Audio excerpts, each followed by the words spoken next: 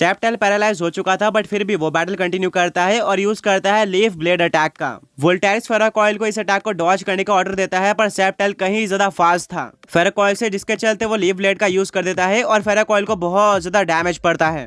पर फेराकॉइल पीछे नहीं हटता, वो एक सुपर स्ट्रॉन्ग डिस्चार्ज अटैक का यूज कर देता है। ऐश बोलता है सेप्टेल इस अटैक को डॉज करो। सेप्टेल इस अटैक को डॉज करने जा रहा होता है कि तभी उसके बॉडी से थंडर वेव निकलती है और वो मूव नहीं कर पाता। अल्टीमेटली उसके ऊपर डिस्चार्ज अटैक लग जाता है और सेप्टेल को डैमेज पड़ता है।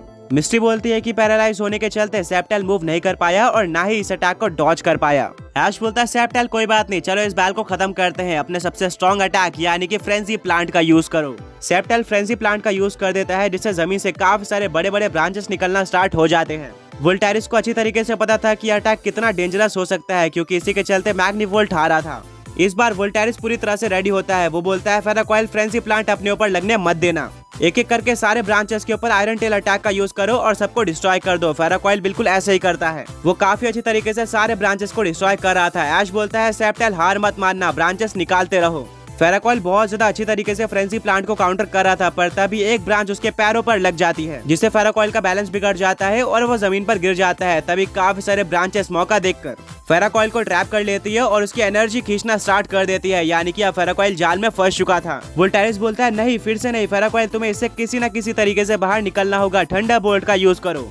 फेराकॉइल थंडरबोल्ट का यूज करके कुछ ब्रांचेस को डिस्ट्रॉय कर देता है, बट उनके जगह पर नई ब्रांचेस आ जाती है एंड वो फेराकॉइल को ट्रैप कर लेती है। ऐश एक स्माइल लेता है और बोलता है सेप्टेल हमारा प्लान काम कर गया, चलो बैल को खत्म करते हैं, सोलर बीम यूज करो। सेप्टेल चार्ज करता है और फाइनली एक सोलर बीम अनलीश कर देता है। फेराकॉइल चाहते हुए भी इस अटैक को डॉज नहीं कर सकता था, क्योंकि ब्रांचेस ने उसको ट्रैप करके रखा था। एट लास्ट सोलर बीम उसके ऊपर डायरेक्टली हिट कर जाती है, जिससे एक बहुत ज्यादा बड़ा एक्सप्लोजन होता है और जब स्मोक हटता है तो देखने को मिलता है कि फेराकॉइल जमीन पर गिर चुका है। रेफरी आता है और बोलता है कि फेराकॉइल अब आगे बैटल नहीं कर सकता। इस फाइट का विनर सेप्टेल है और अब वोल्टेरिस के 2 पोकेमॉन हार चुके हैं, उसके पास अभी भी 4 पोकेमॉन्स बचे हुए हैं।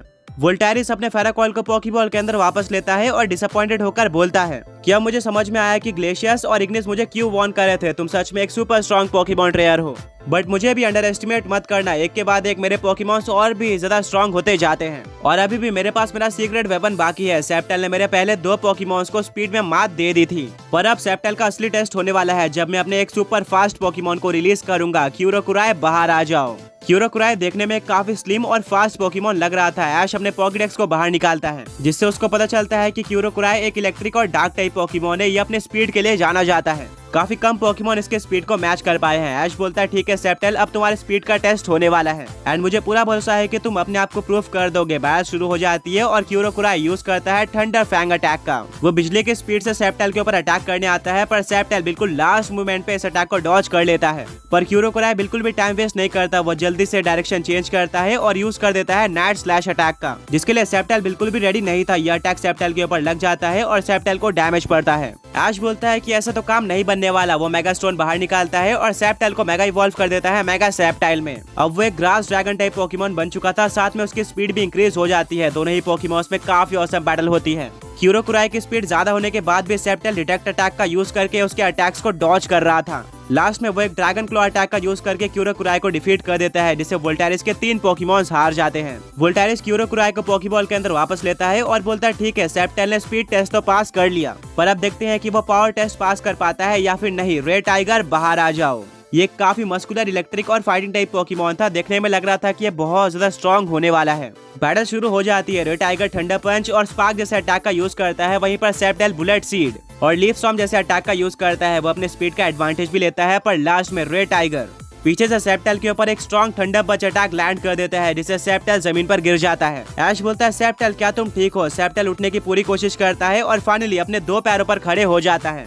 ऐसा लग रहा था कि वो बैटल कंटिन्यू कर सकता है, तभी सेप्टेल दोबारा गिर जाता है, यानी कि वो ये बैटल हार चुका था। सेप्टेल अपने बेस फॉर्म से मेगा फॉर्म में भी आ जाता है। रेफरी बोलता है कि सेप्टेल अब आगे बैटल नहीं कर सकता। वोल्टेरिस के रेड टाइगर ने ये बैटल जीत ली है और अभी तक ऐश के टोटल 2 पोकेमॉन्स हार चुके हैं, यानी कि लेड 6 को डिफीट करने के लिए उसके पास सिर्फ और सिर्फ 8 पोकेमॉन्स बचे हुए हैं। ऐश अपने सेप्टेल को पोकेबॉल के अंदर वापस लेता है और बोलता है सेप्टेल तुमने वोल्टेरिस के 3 पोकेमॉन यानी कि आधी टीम को हरा दिया था, जो कि कोई नॉर्मल बात नहीं है। अब तुम रेस्ट करना डिजर्व करते हो। वोल्टेरिस बोलता है कि मैंने तो पहले ही बोला था मैं इग्निस और ग्लेशियस की तरह वीक नहीं हूँ।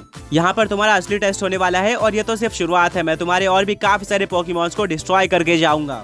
ऐश अपने अगले पोकेबॉल को बाहर निकालता है और बोलता है ऑलराइट वोल्टेरिस, अब एक ऐसे पोकेमॉन का सामना करो जो कि अपोनेंट को डोमिनेट करना जानता है। चार्जार्ड बाहर आ जाओ। बाहर आते ही चार्जार्ड एक काफी तेज रोर करता है, जिसको देखकर रेड टाइगर बहुत ही ज्यादा एक्साइटेड हो जाता है। वोल्टेरिस बोलता है कि चार्जार्ड देखने में एक स्ट्रॉन्ग पोकेमॉन लग रहा है एंड रेड टाइगर को ऐसे पोकेमॉन से फाइट करना है एंड उनको डिफीट करना बहुत ज्यादा पसंद है। देखते हैं कि बैटल में कौन जीतता है। बैटल शुरू हो जाती है। रेड टाइगर यूज करता है क्लोज कॉम्बैट अटैक का, जिससे वो चार्जार्ड के ऊपर काफी सारे पंचेस और किक्स की बारिश कर देता है।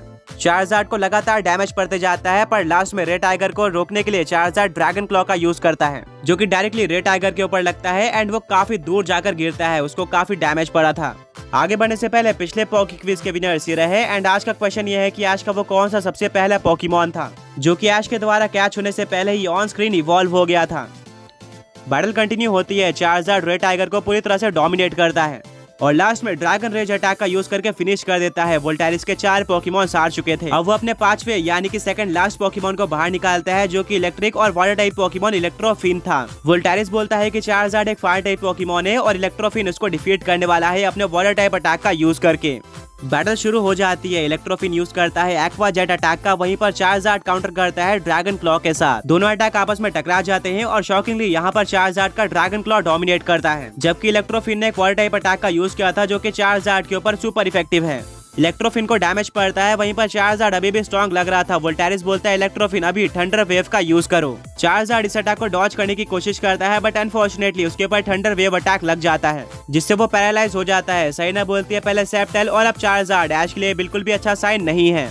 ब्रॉक रिप्लाई करता है बिल्कुल, इलेक्ट्रिक टाइप इलाइट 6 के सामने ये काफी ज्यादा बड़ी प्रॉब्लम होती है। ऐश को पैरालाइज को काउंटर करने के लिए कुछ ना कुछ सोचना होगा। ऐश बोलता है चार्जार्ड अभी हीट वेव अटैक का यूज करो। पैरालाइज होने के बाद भी चार्जार्ड हीट वेव का यूज करता है, जो कि डायरेक्टली इलेक्ट्रोफिन के ऊपर लगता है, जिससे उसको ज्यादा डैमेज नहीं पड़ता क्योंकि इलेक्ट्रोफिन एक वाटर टाइप पोकेमॉन है। ऐश बोलता है चार्जार्ड टाइम आ चुका है बैल को खत्म करने का, अभी फ्लायर ब्लिट्स अटैक का यूज करो। चार्जार्ड फ्लायर ब्लिट्स यूज करने के लिए आगे बढ़ता है। वोल्टेरिस बोलता है कि एक बहुत ही ज्यादा बड़ी गलती साबित होने वाली है।